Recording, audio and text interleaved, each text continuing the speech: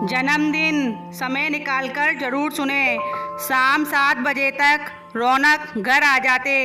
शादी के बाद से यही उनकी दिनचर्या है। ऑफिस से आकर चाय पीना, नाश्ता करना और टीवी चलाकर रिमोट हाथ में लेकर बेड पर लेटकर टीवी देखना, ये उनका डेली रूटीन है जो घर में सब जान चुके हैं अच्छे से। इसमें उन्हें कोई डिस्टर्ब करे ये उन्हें बिल्कुल पसंद नहीं है। आज भी हमेशा की तरह जब रौनक घर आए तो घर लॉक था।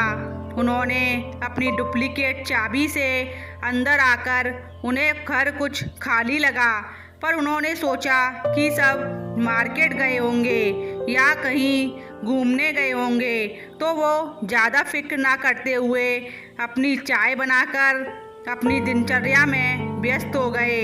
9 बज चुके थे पर कोई घर पर नहीं आया तो रौनक को कुछ अजीब लगा। दिसंबर की रात में 9 बजे भी काफ़ी लेट ही लगता है। अब उन्हें थोड़ी चिंता होने लगी कि आखिर सब कहाँ गए होंगे। तभी रौनक के फ़ोन पर किसी ने फ़ोन किया और फ़ोन की घंटी बजी। रौनक ने फ़ोन उठाया तो फ़ोन करने वाले ने पूछा कि अंकल, पार्टी वेन्यू का एड्रेस बताएंगे? मयंक ने बताया था पर मैं पहुंच नहीं पा रहा हूं। रौनक ने कहा, मैं कैसे बता सकता हूं, तुम्हारे किसी दोस्त के घर की होगी। फ़ोन करने वाले ने फिर कहा, जो पार्टी आपके घर हो रही है उसका एड्रेस बताएंगे, वो कहाँ है? रौनक बहुत हैरान रह गया और उसने गुस्से में फ़ोन रख दिया।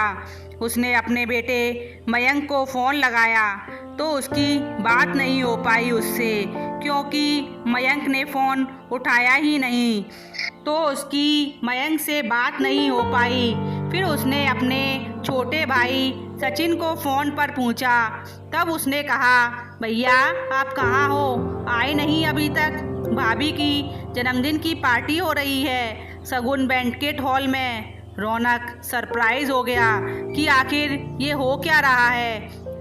वह जल्दी से सगुन बैंकेट हॉल में पहुंच गया। वहां पहुंचकर वो गुस्से में भर गया।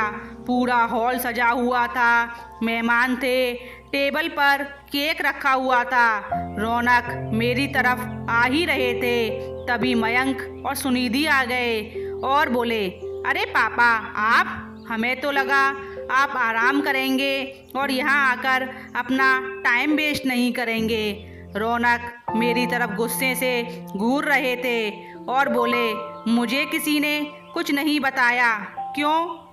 और तुम लोग यहाँ पार्टी कर रहे हो, मैं घर में अकेला पड़ा हूँ और तुम लोग एंजॉय कर रहे हो। अब सुनिधि ने बोलना शुरू किया, पापा आप और अकेले नहीं तो टीवी तो ठीक चल रहा था ना, अकेलापन क्या होता है पता भी है आपको? माँ ने और हमने आपके साथ रहते हुए भी कितने साल अकेले ही बिताए हैं, पता है आपको? हम कैसे कैसे आपके होते हुए भी अकेले थे।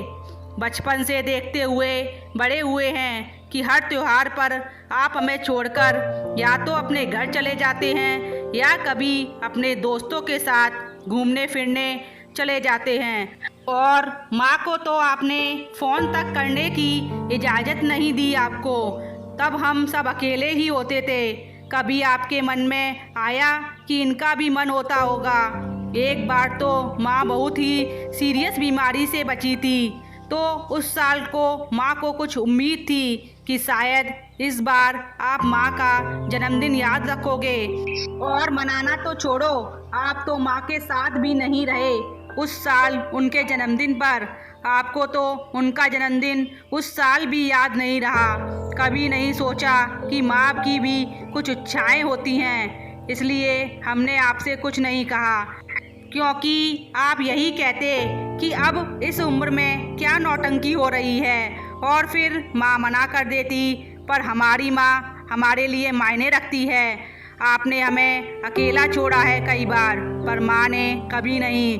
हम थैंक्स कहना चाहते हैं अपनी माँ को। उनके वो साल हम लौटा तो नहीं सकते, पर जो छोटी छोटी खुशी हम उन्हें दे सकते हैं वो देना चाहते हैं। सुनिधि की बातें सुनकर भावना फूट फूट कर रो पड़ी, पर फूट फूट कर रोने में उसकी आंखों में ये आज खुशी के आंसू थे, क्योंकि उसे लगा कि रौनक के साथ तो उसका अस्तित्व ख़त्म हो गया था, पर आज उसके बच्चों की वजह से उसके आज के जन्मदिन पर उसका पुनर्जन्म हुआ है। तो दोस्तों, आज की कहानी आपको कैसी लगी? पसंद आई तो चैनल को लाइक, सब्सक्राइब और शेयर ज़रूर करें। धन्यवाद।